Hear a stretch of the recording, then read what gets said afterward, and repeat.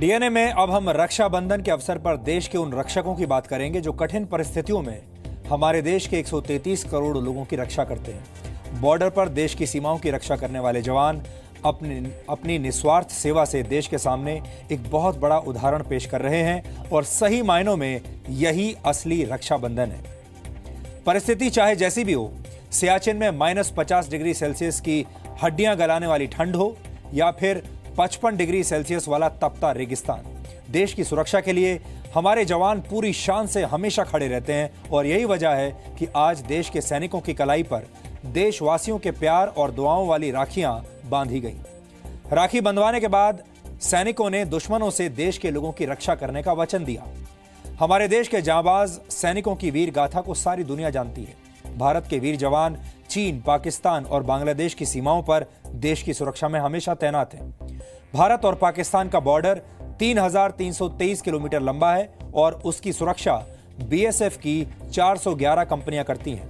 एक कंपनी में 100 से 120 जवान होते हैं। इस हिसाब से 49,000 जवान पाकिस्तान की सीमा पर तैनात हैं, जो पाकिस्तान से आने वाले घुसपैठियों और आतंकवादियों से हमारी रक्षा करते हैं। इस वर्ष जुलाई तक हमारे 38 जवान शहीद हो चुके हैं और 1073 जवान घायल हुए हैं। ये आंकड़े बताते हैं कि देश की सुरक्षा का प्रण ही सबसे बड़ा धर्म होता है। चीन से हमारी सुरक्षा के लिए इस समय पूरी लाइन ऑफ एक्चुअल कंट्रोल पर भारतीय सेना की 12 से 13 डिवीजन तैनात हैं। एक डिवीजन में करीब 12 से 15,000 जवान होते हैं और इस हिसाब से करीब 4,000 किलोमीटर लंबी एलएसी पर फिलहाल भारत के 1.5 लाख जवान तैनात हैं। भारत और बांग्लादेश के बॉर्डर की सुरक्षा बीएसएफ की 480 कंपनियां करती हैं। इस सीमा पर करीब 55,000 जवान तैनात हैं। आज इन जवानों को धन्यवाद देना पूरे देश का फर्ज है और इसके बगैर रक्षाबंधन का त्योहार अधूरा है।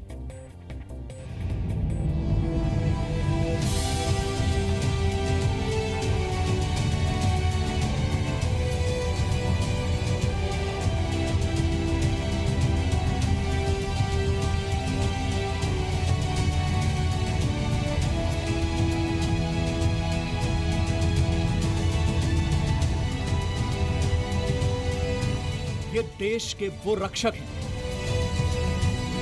जिन्होंने 133 करोड़ भारतीयों की हर हाल में रक्षा करने का प्रण लिया है।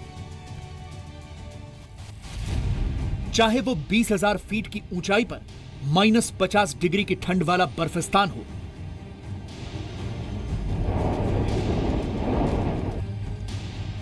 या 50 डिग्री वाला तपता हुआ रेगिस्तान। ये देश के वो इलाके हैं जहां हमारे सैनिक अपनी जान को खतरे में डालकर हर पल हमारी रक्षा के लिए तैनात हैं। यहां मकसद सिर्फ एक है, हिंदुस्तान की हिफाजत। अगर यहां भारतीय सेना के जांबाज नहीं होंगे तो यहां दुश्मन का कब्जा हो सकता है, जो हर वक्त ताक में बैठा है। हिंदुस्तान की हिफाजत की शुरुआत हम हड्डी गलाने वाले -50 डिग्री में सियाचिन के इलाके से करेंगे, जहां देश के सैनिकों को एक एक सांस के लिए संघर्ष करना पड़ता है। इतने मुश्किल हालात के बावजूद हमारे देश के वीर जवान अपनी जान की परवाह किए बगैर जान जोखिम में डालकर देश की सेवा करते हैं। देश का एक जिम्मेदार नागरिक होने के नाते यह हमारा फर्ज बनता है कि हम आज देश के असली रक्षकों की वीरगाथा पूरे देश तक पहुंचाएं। सियाचिन को दुनिया की सबसे दुर्गम जगहों में से एक माना जाता है। यहाँ पर आना बहुत मुश्किल है और अगर आप आ भी गए तो यहाँ पर जिंदा रहना उससे भी ज़्यादा मुश्किल काम है। लेकिन कभी आपने सोचा है कि इसका नाम सियाचिन क्यों है? सिया का मतलब होता है गुलाब और चिन का मतलब है घाटी, यानी गुलाबों की घाटी। लेकिन अगर आप यहाँ पर आसपास नज़र डालेंगे और यहाँ के हालात को देखेंगे तो आपको ऐसा लगेगा कि शायद हमारे देश के सैनिकों के लिए इस गुलाब के कांटे बहुत चुभने वाले हैं। और ये कांटे ऐसे हैं जो हर वक्त आपको चुभते रहते हैं। कभी बर्फ़ की शक्ल में चुभते हैं, कभी ठंड की शक्ल में चुभते हैं और कभी वातावरण की शक्ल में ये चुभते रहते हैं। और जब आप इन सब से बच जाते हैं तो हो सकता है दुश्मन की गोली आपके शरीर को छू जाए। जहां आम इंसान के रहने की सीमाएं खत्म हो जाती हैं,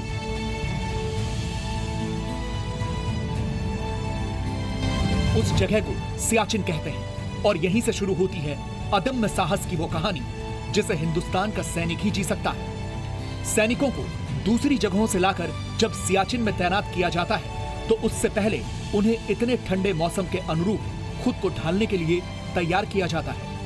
हजारों फुट ऊंचे पहाड़, हजारों फुट गहरी खाइयां, न पेड़ पौधे, न जानवर, न पक्षी। अग्नि परीक्षा सिर्फ अग्नि के सामने ही नहीं होती, आपकी हिम्मत, आपके हौसले, आपके जज्बे की अग्नि परीक्षा बर्फ के इस रेगिस्तान में भी होती है। सियाचिन में सर्दियों के दौरान तापमान -50 डिग्री सेल्सियस तक पहुंच जाता है और इस जो ग्लेशियर है यहाँ का, इसी ग्लेशियर के पिघलने से लद्दाख की नुब्रा नदी को पानी मिलता है। बेस कैंप जो है जहाँ पर इस वक्त हम खड़े हुए हैं, बेस कैंप से जो सबसे दूर जो चौकी है उसको कहते हैं इंदिरा कॉलोनी। और कहा जाता है कि जब इंदिरा कॉलोनी तक हमारे जवान जाते हैं तैनाती के लिए तो वहाँ तक पहुँचने में ही 20 से 22 दिन लग जाते हैं। ये जवान एक लाइन में चलते हैं, उस लाइन में चलते हुए ये एक रस्सी के साथ बंधे होते हैं, क्योंकि जब ये लोग वहाँ तक चलते हैं बर्फ़ इतनी ज़्यादा होती है और वो बर्फ़ ऐसी होती है कि वो बर्फ़ किसी भी वक्त नीचे धंस सकती है। यानी उनमें से, उन सैनिकों में से कोई भी व्यक्ति चलते वक्त कभी भी बर्फ़ के नीचे दब सकता है, धंस सकता है, गिर सकता है। और इसीलिए इन सब लोगों को एक ही रस्सी से बांधा जाता है ताकि अगर कोई साथी बर्फ़ में धंसे तो उसे उसके दूसरे साथी निकाल सके।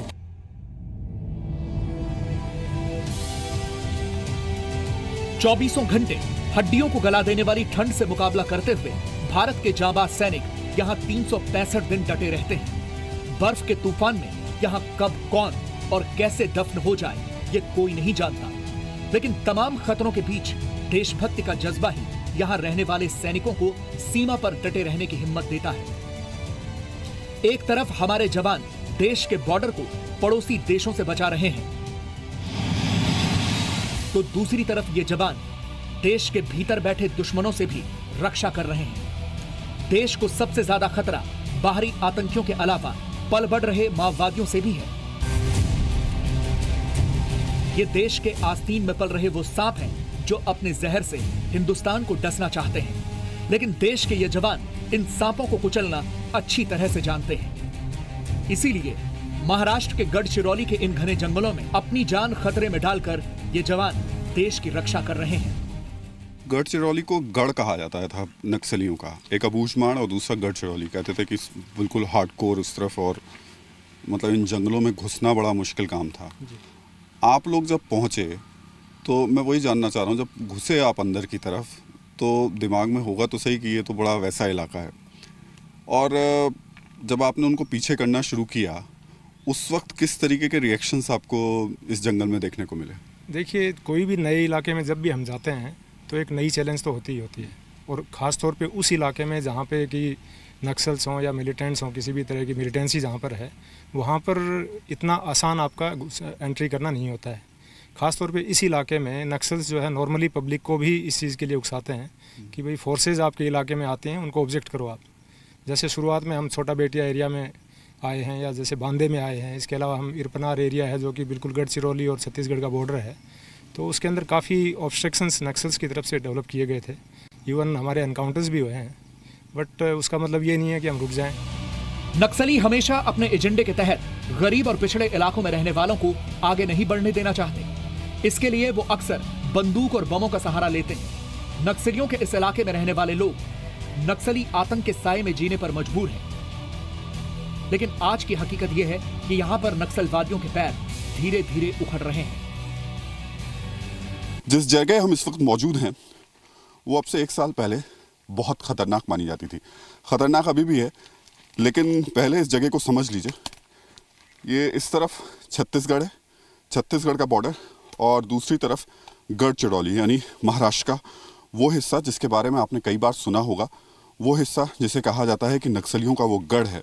ये गढ़चिरौली की सीमा है और इसके अंदर मैं दाखिल हो रहा हूँ, लेकिन अभी भी इस जगह पर नक्सलियों का होल्ड है। उस तरीके का होल्ड तो नहीं कहा जा सकता क्योंकि सुरक्षा बलों ने उनकी कमर तोड़ दी है, लेकिन उसके बावजूद अभी भी इस इलाके में अगर अंदर की तरफ चलते जाएंगे तो निश्चित तौर पर उनकी निगाहें हमारे ऊपर होंगी, ज़रूर होंगी। जहाँ मैं खड़ा हूँ यहाँ से लगभग 12 किलोमीटर तक किसी तरीके की कोई सरकार नहीं है, कोई एडमिनिस्ट्रेशन नहीं है, कोई पुलिस नहीं है। साम्राज्य उनका है, लेकिन ये साम्राज्य अब धीरे धीरे ढह रहा है। लेकिन ये एक अच्छी बात है कि भारत की फर्स्ट लाइन ऑफ डिफेंस यानी बीएसएफ ने इस इलाके में एक ऐसा माहौल पैदा करने में कामयाबी हासिल की है जो नक्सलवादियों के आतंक को जड़ से खत्म करने में एक बड़ी उपलब्धि साबित हो सकती है। देश को नक्सलवादियों के जहर से बचाने के लिए बीएसएफ के ये सैनिक हर वक्त हमारी सुरक्षा में तैनात हैं। लेकिन देश के उत्तर पूर्वी इलाके त्रिपुरा की रक्षा के लिए बीएसएफ के जवानों के लिए अलग तरह की मुश्किलें हैं। यहाँ दुश्मन से ज्यादा खतरा उन मच्छरों का है जिनके काटने पर इलाज न मिले तो 10 दिन के अंदर जान जा सकती है। आज हम आपको एक ऐसी सरहद दिखा रहे हैं जो देशों को ही नहीं घरों को ही बांटती है, यानी रसोई घर भारत में है और सोने का कमरा बांग्लादेश में। यहाँ जान गोली नहीं मच्छर ले लेता है। यहाँ नदियाँ रास्ता बदलती हैं और उपजाऊ जमीन पर कब्जे के लिए गोलियां तक चल जाती हैं। त्रिपुरा की राजधानी अगरतला से कुछ घंटे के सफर के बाद मौजूद है बांग्लादेश की सरहद, जहां से एनएलएफटी यानी national liberation front of Tripura के आतंकी हमले की तैयारी में बैठे रहते हैं। इसीलिए पूरे रास्ते पर चौकसी करती हैं बीएसएफ के जवानों की आंखें। लेकिन बारिश के बाद तो ये पूरा इलाका दलदल हो जाता है। बीएसएफ को अपने ठिकाने पर पहुंचने के लिए कई बार 20-20 किलोमीटर पैदल चलना पड़ता है। इस इलाके में अब मच्छरों का खतरा और जानलेवा हो चुका है। लेकिन इन चुनौतियों के बीच बीएसएफ की चिंता आतंकवादी संगठन एनएलएफटी की गतिविधियों को लेकर है। यह हिंदुस्तान के फौजियों का साहस है कि वो यहाँ डटे रहते हैं। इन तमाम मुश्किल हालात और विपरीत परिस्थितियों के बीच भी हमारे जांबाज सैनिक देश के लिए यहाँ तैनात रहते हैं, ताकि दुनिया के सबसे मुश्किल मोर्चों पर अपनी जान गंवाकर भी देश का झंडा ऊंचा रहे। देश की रक्षा के लिए खड़े ये जवान रक्षा पर्व पर देश को ये वचन दे चुके हैं कि वो अपनी जान पर खेलकर देश की रक्षा यूं ही करते रहेंगे।